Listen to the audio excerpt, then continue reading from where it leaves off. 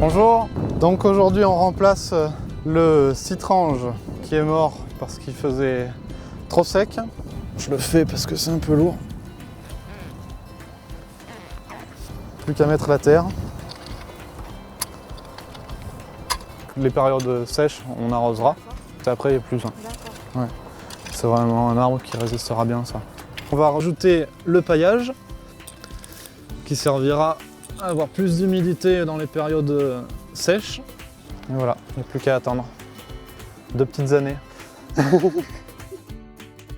L'aménagement a été décidé en concertation avec les habitants. Nous, on était là pour dire en fait techniquement ce qui était pas possible. Donc par exemple, de planter un figuier trop près d'un mur parce que les racines, lorsqu'il va pousser, vont aller faire de possibles dégâts. Donc ici, on a planté des fraisiers qui sont en bac surélevé pour éviter la présence des chiens. Là, un petit hôtel à insectes pour faire venir des coccinelles, prédatrices des pucerons, ce genre d'insectes utiles. C'est vraiment le coin ici des cerises et qui donnera aussi début printemps des arbres qui seront en fleurs avec un espace sympa ici. Les gens ont souhaité qu'il y ait une table pour qu'il puisse y avoir des goûters partagés, des moments sympas et collectifs.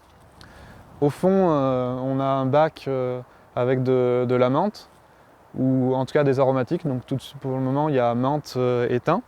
Et ça, c'est vrai que c'est quelque chose qui marche pas mal, où les gens viennent, se déplacent, font la traversée des espaces verts pour aller chercher la menthe et ils l'utilisent le soir dans leur plat.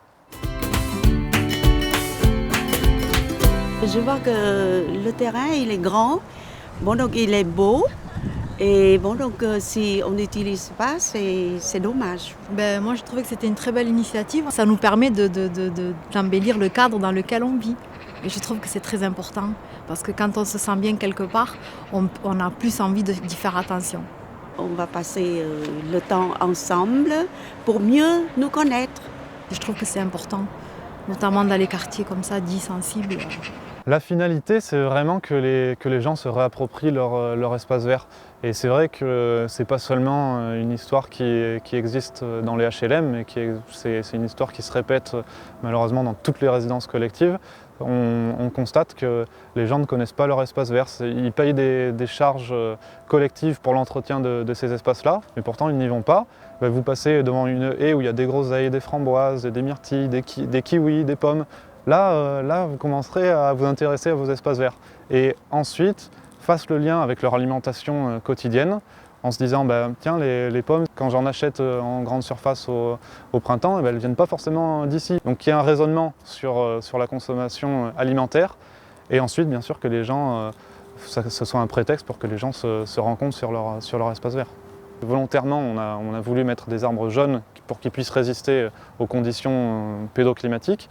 Mais on se doute que d'ici 2 ans, là, il y aura une beaucoup plus forte participation des habitants, puisque cette fois-ci, il y aura les fruits, donc les kakis, les cerises, les pommes, les poires, les prunes. Et donc là, ils pourront vraiment aller se servir directement au pied de leur habitation.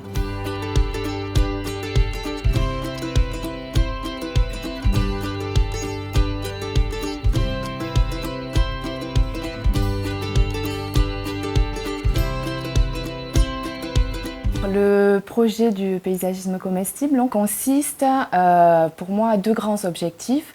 Le premier, c'est la requalification des espaces verts qu'on a sur nos résidences, qui parfois sont un petit peu délaissés, pas utilisés par les habitants. Et le deuxième objectif, c'est justement, à l'aide de cette requalification des espaces verts, pouvoir faciliter un lieu de rencontre pour les habitants et donc du coup développer le lien social entre eux. Ce qui est intéressant, c'est qu'on est vraiment dans une démarche participative, c'est-à-dire que les habitants sont vraiment associés dès le début.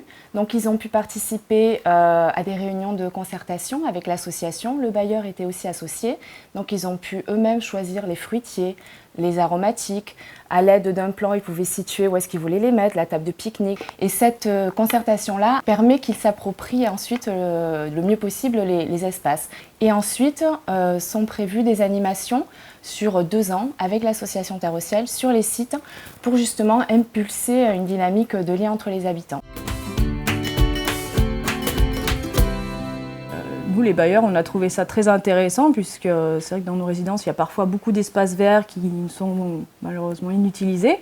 Et on a trouvé que c'était valorisant de rajouter des fruitiers, des groseilliers, des baies, des fruits, puis des aromatiques pour les locataires. Et on a vraiment des résultats assez incroyables au niveau de la création du lien social et des locataires qui ne se parlaient pas initialement, qui, grâce aux ateliers du paysagisme comestible, ont commencé à se rencontrer et à échanger en fait.